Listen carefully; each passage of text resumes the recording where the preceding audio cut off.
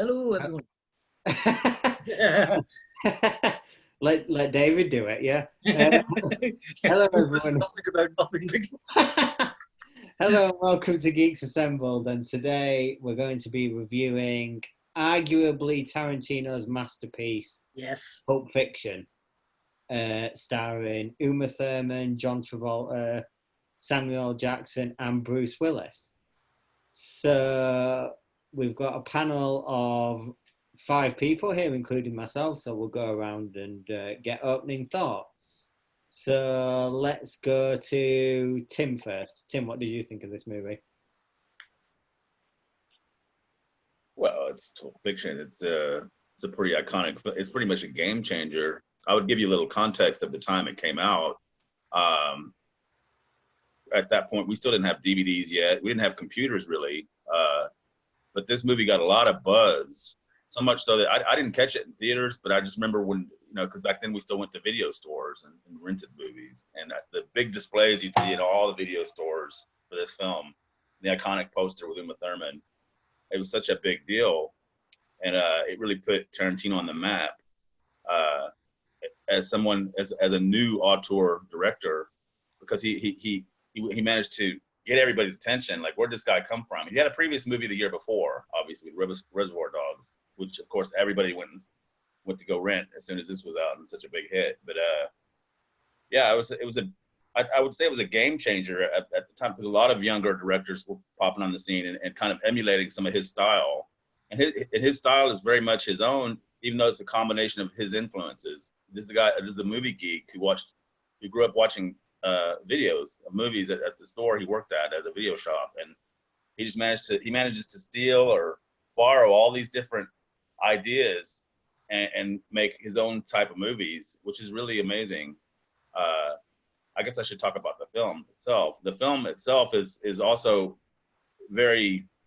It's nothing really new, but it was what he managed to do was, tell a story in an unusual way by telling it out of order, and so you really have to see it a couple of times before you kind of put it all together in your head.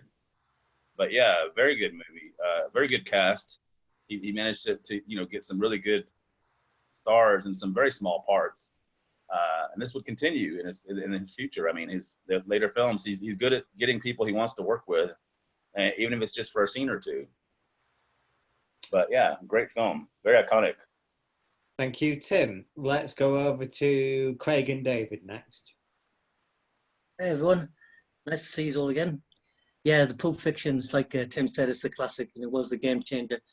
Funny, I actually saw it at the cinema in Tyneside Film Theatre, Newcastle, and what got me was when the scene when John Travolta shoots Marvin in the face accidentally when they go over the bump. Everyone started to laugh. I was thinking 20 years previous to that, people would be running out of the cinema, aghast, and it just shows you how much the perception was changing towards horror. It's a circle story.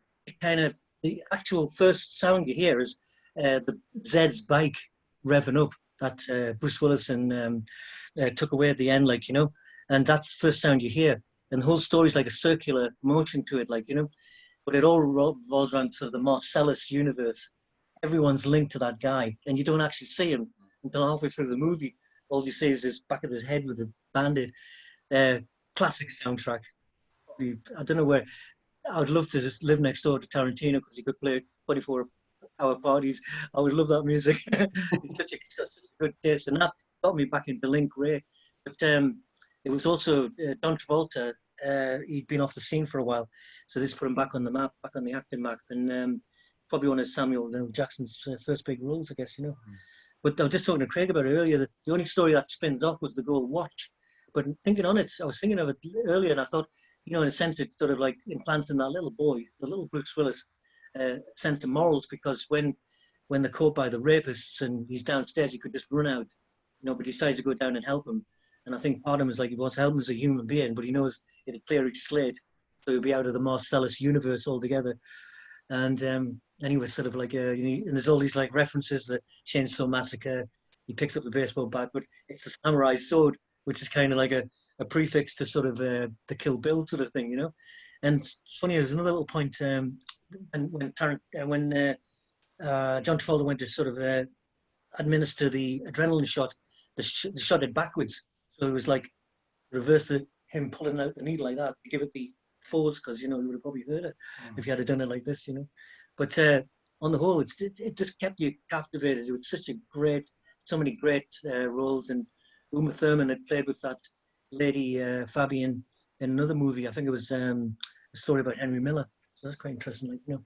But yeah, it's one of my favourites, and next to the Kill Bills, of course. Anything, Craig? There? I like the diner scene. That's probably my favourite scene of the film. And I like, yeah. Is that it? But for my opening thoughts, I like the movie. My favourite Tarantino film is probably From Dusk Till Dawn, but that's like a whole different. That before? We're going to come to that later, isn't it? You know, yeah, and I watched Jackie Brown directly after this one as well, so I like how I like to watch them in combination with each other, even though they're different. But yeah, it's a great movie. Was it West Hollywood? Maybe Susan was it West Hollywood, Susan, where it was supposed to be shot? You know, it's definitely West Hollywood. Yeah, that's right. Because it sort of like had like a non-plus feel to it. Like, you know, could have been like Forden or you know, somewhere in London or something. You know, I know it was Americanized, but it's like this didn't seem to sort of. The more it was like just the play on how it all fits together. Like, you know, great. Marcellus was he was the puppet master. Thank you, Craig and David. Let's go over to Susan next. All right. I watched this. This was out 2 years after I graduated from film school, and yeah, I enjoyed it. It was his sixth writing endeavor, and he was, and in that he had developed some chops, and so this one really is quite interesting. It's got a lot of depth of character. There's a lot of backstory on these guys.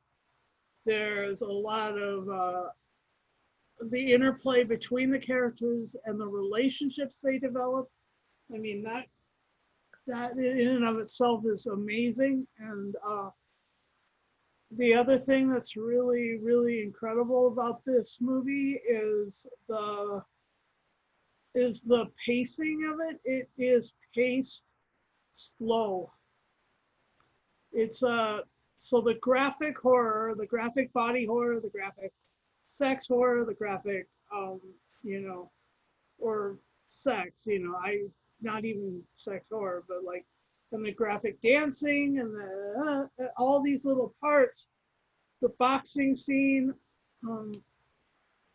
where right after he's like there, he's like out, and like that's, I mean, it's just it gives things a chance to develop, and that's really what Tarantino is looking to do, because he's developing these characters so that you really actually care about them, and even though they're doing really amazingly intense things, you really want to get in and be their friend, actually. I mean, even the couple who are sitting there in the diner, like Craig's favorite part is, the couple are given a chance to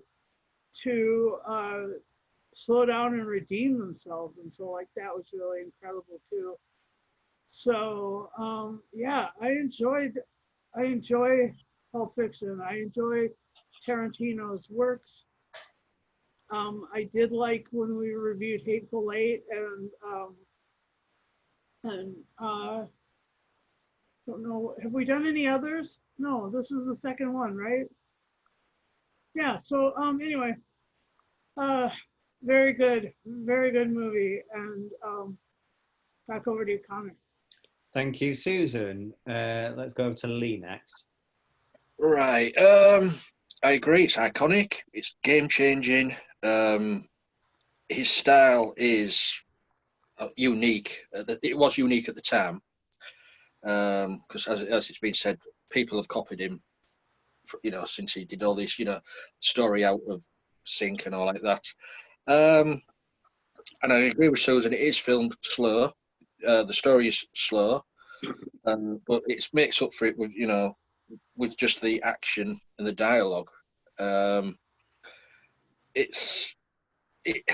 to get a cast like Tarantino does in this. I mean, this is his, as you say, it's sort of second big movie. You say Reservoir was before this, but to get the cast, the names, what is involved in this movie, it must be a childhood dream to get some of these people in a movie like this.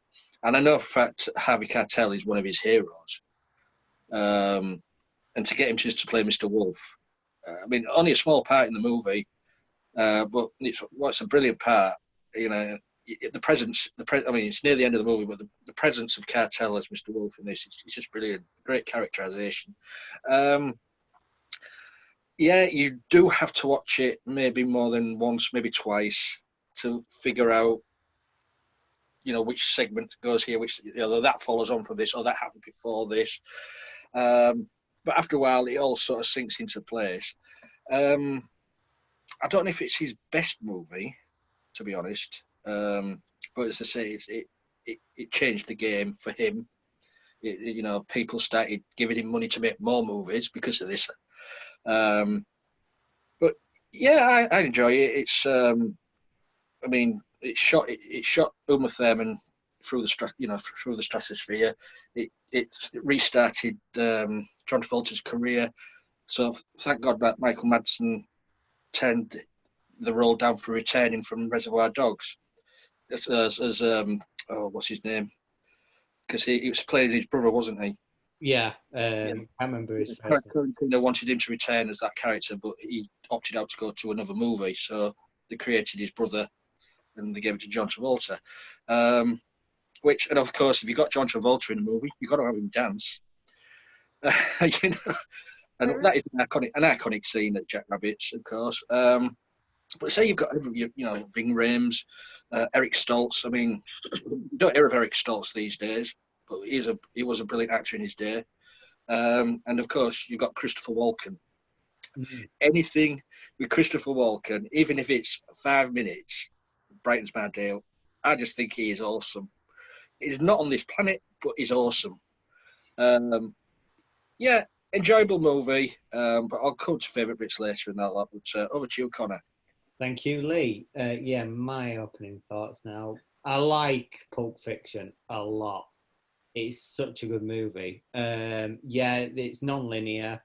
But actually, it was kind of an accessible non-linear, I thought, because as soon as I realised that there was a point where John Travolta and Samuel L. Jackson changed out of the tuxedo like suits and then into them stupid shirts that Mr. Wolf instructed them to get into. The story kind of pieced itself together then. So obviously the scene right at the beginning where they walk into the bar and Marcellus Wallace is talking to Bruce Willis's character. That's obviously after that the whole thing with Marvin in the car, which is absolutely hilarious. That is one of the funniest scenes I can think. Like, Tarantino is so good at humor. It's very kind of in your face because it usually involves a lot of gore, but he's like, I think that this might be his funniest film, apart from maybe Once Upon a Time in Hollywood. This movie is also kind of his writing style. He's often kind of lauded for his dialogue. His dialogue is his kind of kryptonite, and the dialogue in this is just amazing. You can take a conversation about what they call a McDonald's burger in like the Netherlands or whatever. He can run with that, but he'll never make it boring. It's never boring. And it never feels like it's deviating too far away from the plot of the actual the movie. And that's just kind of Tarantino's magic, is in his dialogue. Yeah, the performances are amazing. I particularly like the scene where Bruce Willis sees Marcellus Wallace crossing the street, and he puts his foot down and he sends him nearly through the windshield. That is hilarious. Yeah, I won't say it's Tarantino's masterpiece. I think like the critics would. It's not my favorite of his, but it's a bloody good movie. And Uma Thurman is fantastic in it. She really is. She's so captivating. And even like the little cameo scenes, like, you know, Mr. Wolf and Christopher Walken and the druggies, the junkies, the house to go to save Uma Thurman's life. It's all on point. It's faultless, maybe. I would say I can't think of a real fault to give it, to be honest, at the moment. But yeah, it's Tarantino kind of at his best or near his best. So early on in his career as well, because Reservoir Dogs is kind of known to be one of the greatest independent films of all time, because, you know, it wasn't made by a huge studio. It wasn't made in the studio system. He kind of got funding for it, and Harvey Weinstein, that guy, kind of discovered Tarantino, and everyone was raving about Reservoir Dogs, and then all of a sudden the next year he brings this out, and he's in the stratosphere. He's among like the best directors ever to work in the business now as well. And I think what Tarantino does so well is he kind of, not so much in this movie, but throughout his whole filmography, he kind of knows how to blend different genres and reference different kind of movies in one, and it just kind of makes sense. It's very much kind of his love of cinema just bleeds through into every movie, I think, and this is no exception.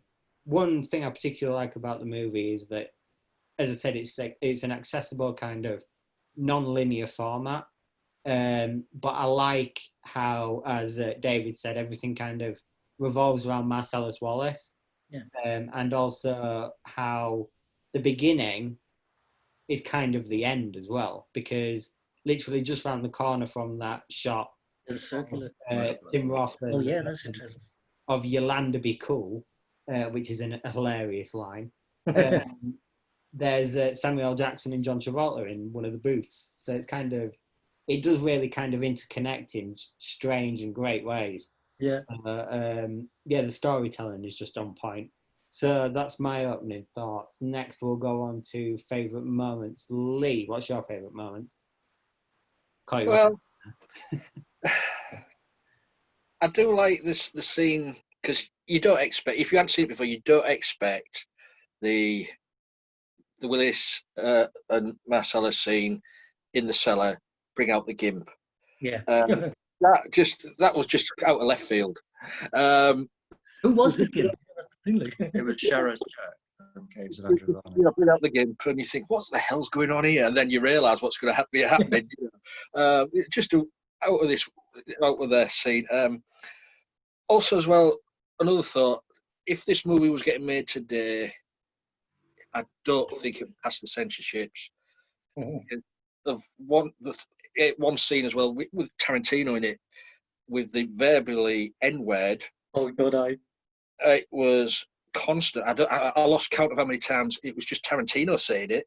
So I don't think that would get through. But it's a film of its time, and if it was made today, I don't think it'd be as good as it was then. Yeah, you can't beat that. But there's loads of scenes. I mean, the Walken with the watch scene. He carried that watch up his ass for 5 years. It's a birthright. You just beat all the time. You don't know where that scene's going to, but then all of a sudden it just comes out of his mouth. What did he just said that? It was you just get. You say you've got Amanda Plummer in this and Rosanna Arquette. But the brilliant actresses. I mean, you don't hear of them anymore. But it's good that Tarantino still goes back to his back catalogue of actors in his modern day movies and brings a few of these back for the movies. Yeah. You know, he likes using because he likes working with people he knows he can trust and gets along with. But yeah, enjoyable. I mean, also as well, you say we mentioned the soundtrack. It is a brilliant soundtrack. When the Neil Diamond cover version, there was a mixture of various artists. By Edge Overkill with "Girl, You'll Be a Woman" Soon is just so amazing. That is a brilliant version. If you ever listen to the original by Neil Diamond, yeah, it's great. But you listen to Edge Overkill's version from this movie, it's awesome. Yeah. Uma Thurman.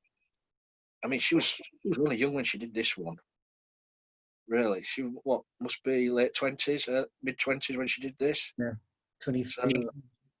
So, what an actress! Another one you don't really hear of these days. So bring them all back, Quentin, please, before you hang up your directing boots. And yes, make it happen. Tarantino to do Bond. He looks like a Bond, doesn't he? Fun fact about that. In 2005, I think between 1997 and 2005, he was going to do a black and white version of Casino Royale with Pierce Brosnan. Really? Yeah, and it never happened. And I kind of that would have been something to watch. Yeah, definitely. Thank you, Lee. Let's go over to Craig and David next. Yeah. Favorite scene. Well, so many great scenes, and like Connor and Lee say, so much great dialogue. You know, where the gun didn't have a run, and well, that's not. There's so many different sort of. I think favorite scene for me. I don't know. I think when he spots Marcellus in the car, you know, like Connor was saying, that was funny because I didn't expect that. You know, and John Travolta being really philosophical all the time, like, but having to go for a crap before he makes his sort of like summary every time, like. But I think at the end, Jules, when he makes his when he has his epiphany, like, and he says, "This is it for me. I'm handing in the suitcase with the gold in." Apparently, that when he opened up the case and you assume it's gold, but apparently it's his soul. Apparently, you know, this is one of these little urban myths or something, you know. So he has to buy his soul back. That's why it's so important, you know. But Jules said, "I'm going to walk the earth, be a bum, whatever," like, you know. But I think I do like the scene with Zed. That's classic, like when he gets his bike. It's not a bike, baby. It's a chopper. Whose is it? It's Zed's. Who's Zed? Zed's dead.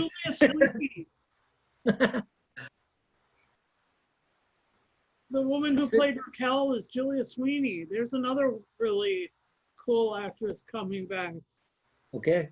I know, you know, he was thinking of putting Pam Grier in, and then he ends up giving her the role in Jackie Brown. Like, you know, Pam Grier's great, you know, it's just like her again. Like. But it's funny, I've seen you know, the 5 women in was it the Fox 5, I forget the pilot that Uma Thurman's in. There's 5 ladies in that. And then in Kill Bill, she's fighting 4 ladies, and she's almost like telling you about what's going to happen in Kill Bill, because one's a karate expert, one's a weapons expert, one's a so it's quite interesting. Like, you know, later on, I was just thinking there was only Uma Thurman and Lucy Liu and I forget the lady who was in Splash, the actress. Daryl Hannah. That's it. So who was the 5th woman? The Tarantino, you know. We'll have to wait for Kill Bill 3 for that one. Anyway, yeah, but that was very, very good. Have you got any favourite scenes, Craig? My favourite, I like the little conversations that they have with each other. So my favourite one is the conversation about the foot massage. That's a good one. That really stands out. That's a good one. Yes. Thank you, Craig and David. Let's go over to Tim next. I was gonna say there's so many iconic scenes that really stick out in your head because they're really extraordinary scenes where the first time you see it you're like, wow, I didn't see that coming. Like the whole Marvin in the back seat and the like Vince Vega getting shot in the restroom by Palooka. And it's kind of you know, hard to get your head around that because like you said, the movie ends with them at the, so that must be happened later or something.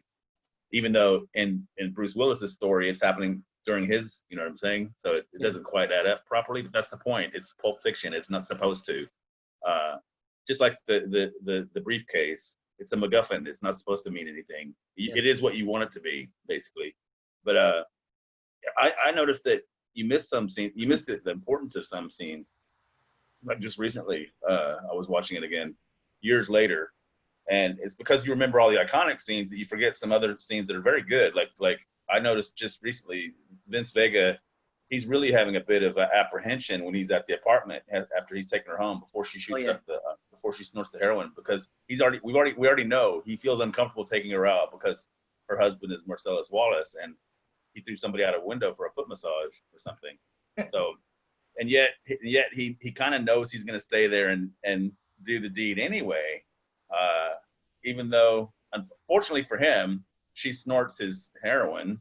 And he has to go on the rescue. I mean, so I mean, my point is though that I never really remembered that scene of him standing there while she's over there getting or whatever. Like he's worried about it. He's like, uh-oh, I'm stuck now. I'm gonna have to, you know.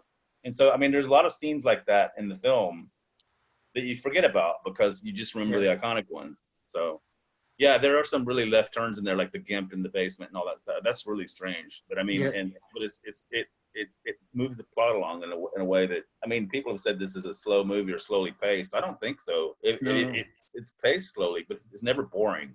No, never boring. Never boring. So it's the dialogue that just really keeps you going. I think my favorite line is like, just because you have character doesn't mean to say you are a character. You know, I think that's near the end. Thank you, Tim. Let's go over to Susan next. Yeah, my favorite moments are, I love the redemptive thing after Marcellus and Bruce Willis are in the basement. I love how that was so redemptive. And then there was the other redemptive moment was in the cafe, and then there was also and what's in the briefcase is actually what was in the trunk in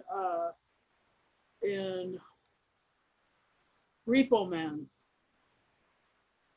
It's that beautiful extraterrestrial thing that lives in that briefcase and it glows.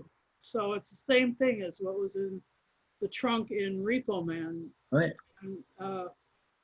And because they're both like shot in the same part of Los Angeles, you can kind of even, I don't know. It's just that part of Los Angeles is really dirty and gritty and down homey. It actually feels like really, really not urban, but like sort of neighborhoodish and like hoodish. That's what it is. It's like being in the hood. Compton and Watts. It's that. And it's an interesting place, and it's a really good setting for a movie. And I really love the dance scene, and I love the guys who play Buddy Holly and Ed Sullivan and stuff in that cafe.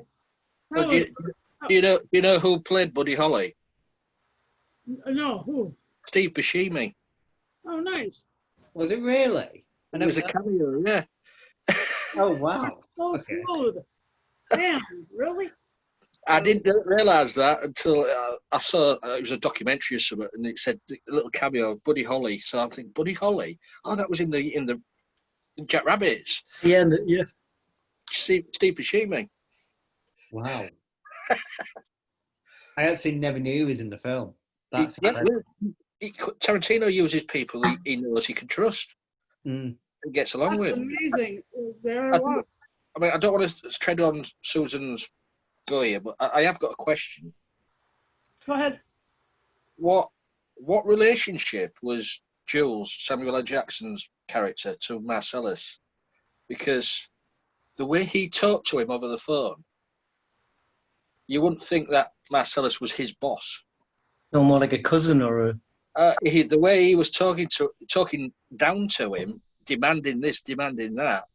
I'm thinking, is he some sort of relationship or elder brother or something? Yeah. I just kind of took that as Jules had worked for him for so long and was like one of his most trusted people that he could almost get away. Yeah, that was a getting away with kind of thing. That was a, electronic getting away with it all my life type deal. that was one thing what was just playing on my mind. When recently rewatched it, I think, oh, you don't really talk to your boss like that. But then again, they are gangsters, Yeah, but if it's not filler. If you're Samuel L. Jackson, you're sassy as hell anyway. So, if you're gonna write a thing for Samuel L. Jackson, you're gonna have to probably include that. So the other thing that Tarantino was purportedly going to do was Star Wars. Really? When was that? I never even knew that. I'll tell you something. If you had and then the new trilogies we got. Internet rumors, is that what you're saying, Tim? No, I said that's a dead horse. Nobody wants to do that anymore. Oh, okay. Well, anyway, that was another thing that I heard that was in the pike, and I just think that Tarantino is amazing. And I think he said he was going to do a Star Trek. Oh, it was a Star Trek? Oh, yeah, I heard that. Oh, yeah, it was Star Trek. All right. And then the yeah. And then the other thing that I think about Pulp Fiction was that it was really a great firing for John Travolta's career. And John Travolta right now is doing things that are sort of really really intimate, small things. And so he's kind of come back to that same place that he was, and not, his career is awesome, and I really like Travolta. I think that he's it was fun to see him in Boston this last year, and let's see. Yeah, that's pretty much all my favorite moments and my commentary about this. Back over to you, Connor. Thank you, Susan. So yeah, some of my favorite moments I've already mentioned, but one that hasn't been mentioned yet, which I'm kind of surprised about, is the Ezekiel scene, the monologue. Do they speak English in what? when the guy just cannot stop saying what. And then, I double dare you. I double dare you. Triple dare you, motherfucker. Triple dare, yeah. Yeah, that is just Samuel Jackson at his best. And in one of the Marvel movies, I believe it's the second Captain America, that scene is so iconic that they even put the title of the verse on his grave, on Nick Fury's grave. Right at the end, but that entire scene is just unbelievable. And the Gimp in the basement. What? Who was the kind of the pivotal line of the movie is actually kind of does he look like a bitch? Because at the end, who is arguably the antagonist does end up looking like a bit of a bitch because he just gets completely demasculated by this Gimp, and he's probably never the same again. Even lets Butch go for killing one of his men in the fight. It's just completely, it's kind of Marcellus is he's built up, and I'm not sure if this is a good thing or a bad thing, the way that they did it. they built Marcellus Wallace up to be this huge, like, fearsome gangster, and in the end, he just ends up getting whipped and fucked by a gun.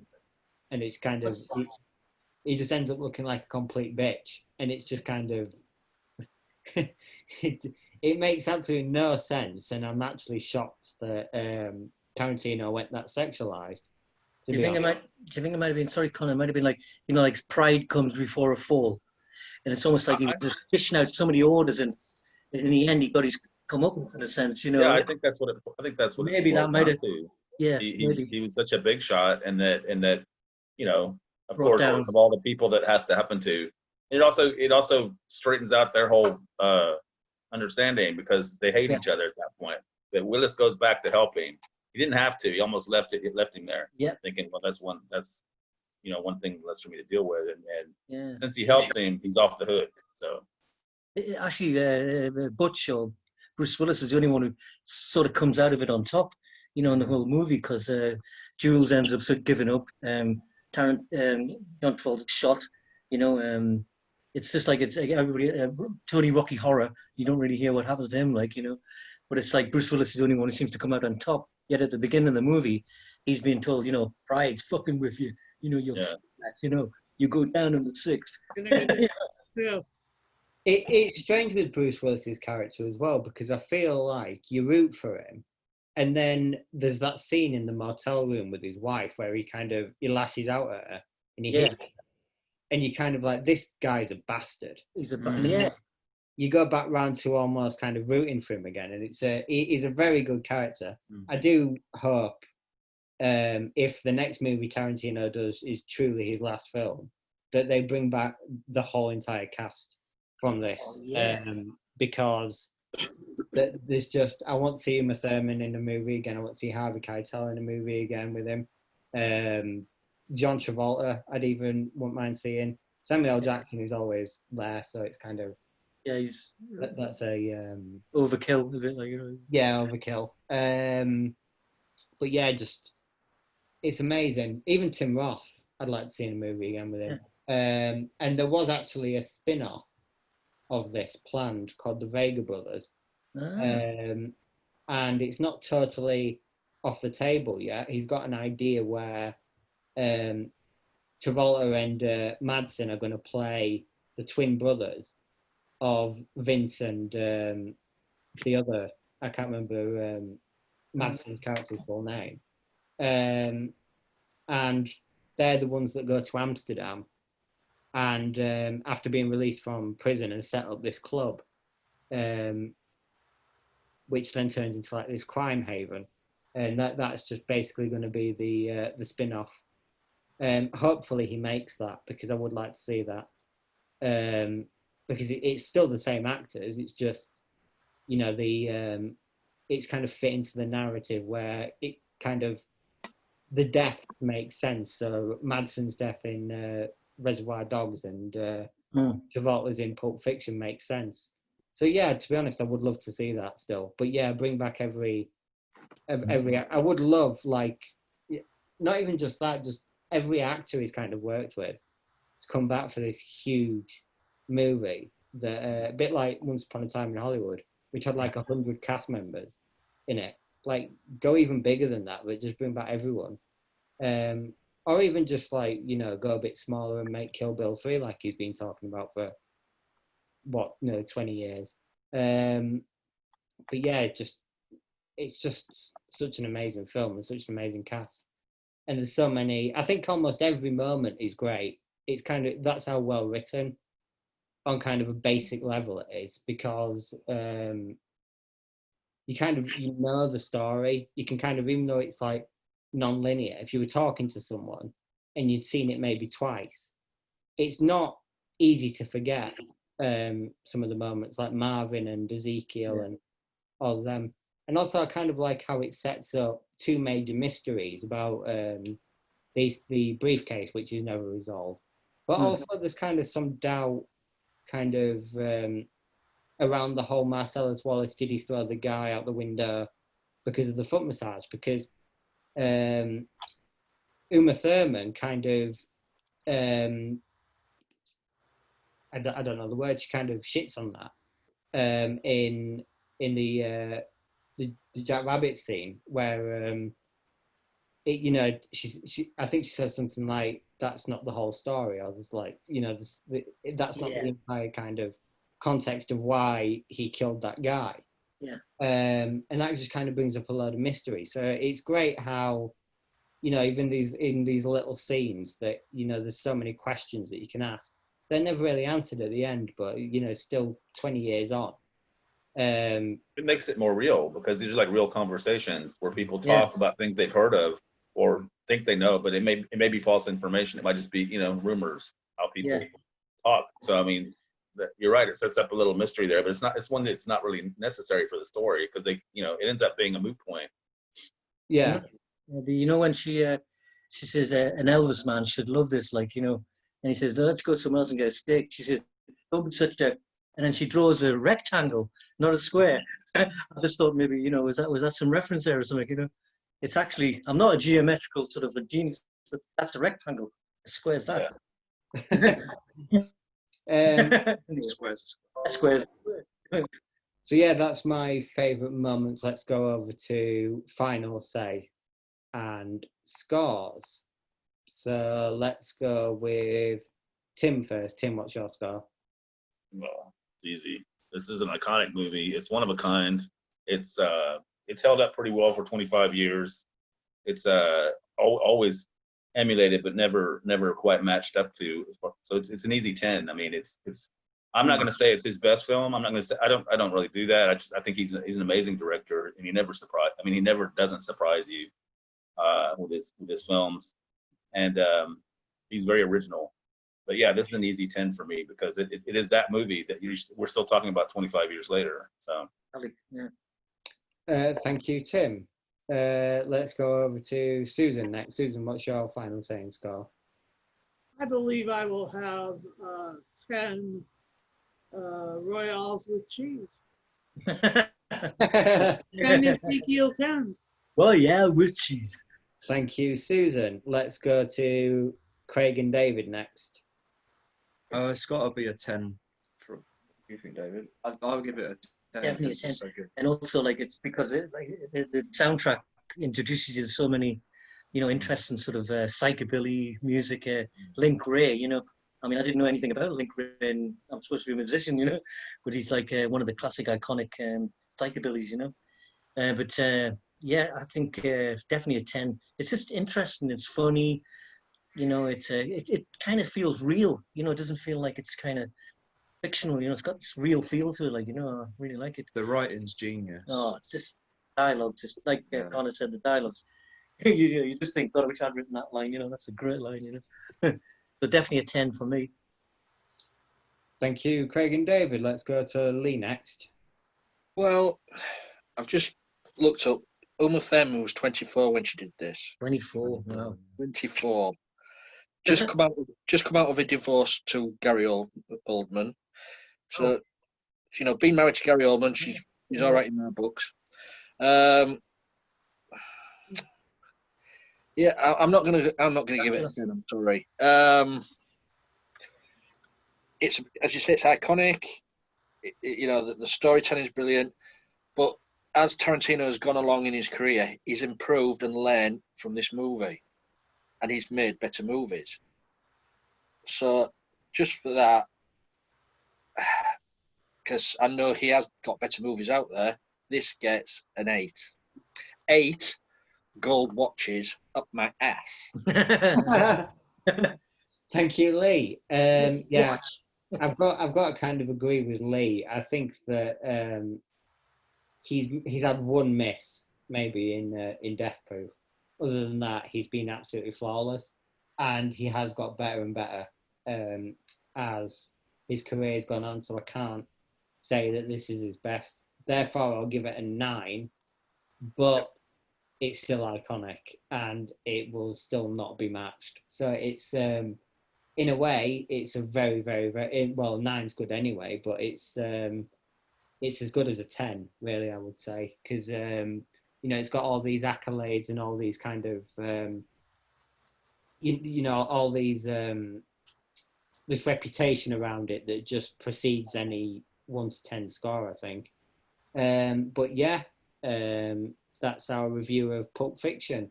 I do hope that in the future we get round to more Tarantino films, and hopefully get to do his whole filmography at some point. That'd be great.